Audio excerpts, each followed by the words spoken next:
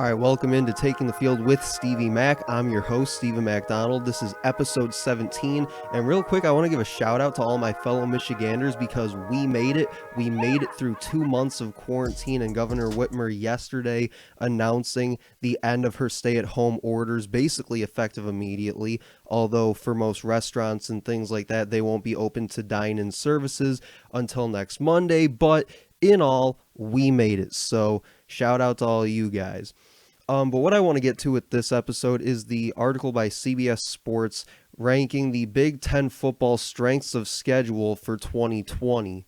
And just a couple of my takeaways from that, and specifically I'll be focusing on Michigan State, Michigan, and Ohio State from this article. Starting with Michigan State, who checks in at number 1 in strength of schedule in the Big Ten for 2020. They have an above average strength of schedule overall, but just an average or slightly above average Big Ten schedule.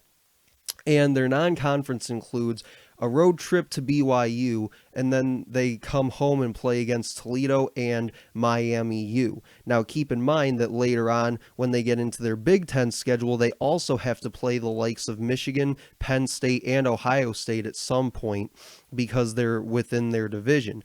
But at least luckily for them, only Penn State is on the road this year. But Michigan State basically gets no breaks the first month and a half or so of their Big Ten schedule because they start with at Iowa, home against Michigan, home against Ohio State, at Indiana, home against Minnesota, and then a bye week before going at Penn State.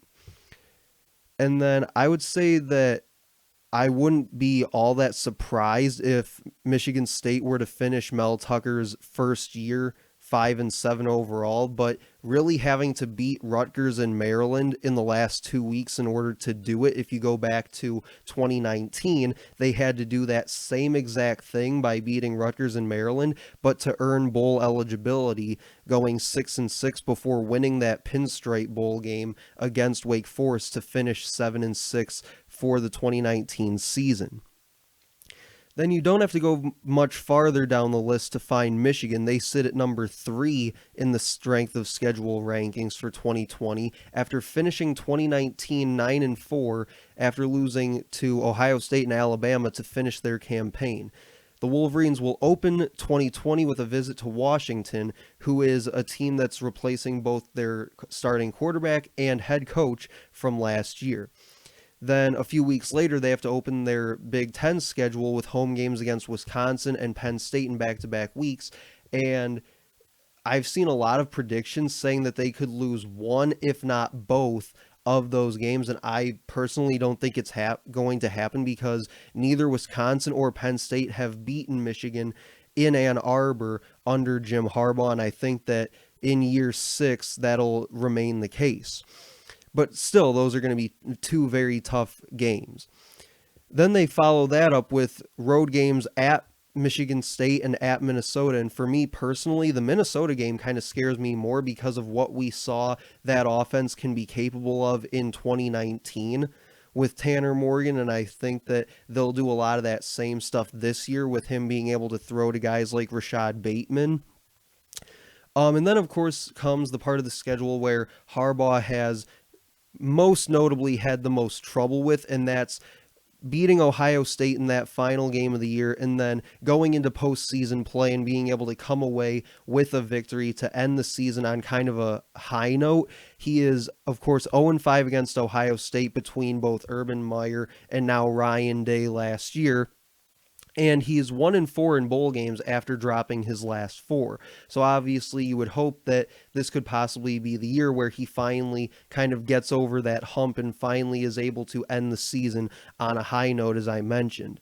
So if Michigan can somehow win that opener against Washington, because keep in mind Michigan will also be breaking in sort of a new quarterback into this offense, whether it's Dylan McCaffrey, Joe Milton, or possibly even Cade McNamara could be a dark horse in that quarterback race.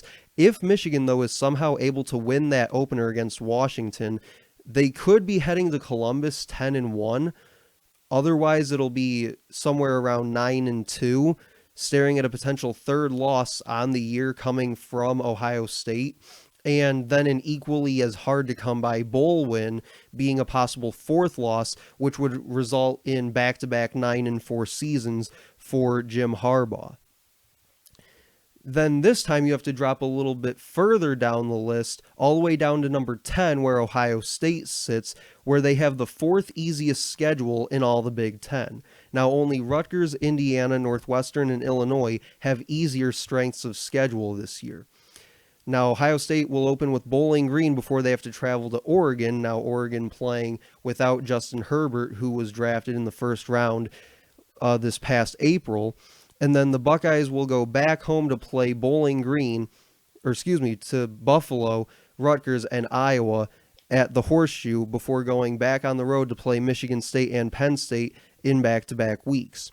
From there, the schedule gets a lot easier for them as they play a lot of the divisional teams in that Eastern Division until they play Michigan, which is for them at home. So at worst, in my opinion, Ohio State will be 10-1 going into that game against Michigan in Week 13, with their lone loss possibly coming from Penn State, where they have to go on the road to Happy Valley. Otherwise, beside that game, they could be 11-0 heading into that game with Michigan. That shouldn't really scare them too much, seeing as how they've averaged almost 60 points per game against Michigan each of the last 2 years. So that's what I wanted to get to with this episode 17 of Taking the Field with Stevie Mack. Make sure to like, share, and comment on this post. Let me know what you guys think about the upcoming seasons for Michigan State, Michigan, Ohio State, and maybe some of the other schools in the Big Ten that I didn't necessarily touch on, maybe Wisconsin, Penn State, Minnesota, whoever you guys want to talk about, we can get into that as well. But that'll do it for this one. Thanks for listening.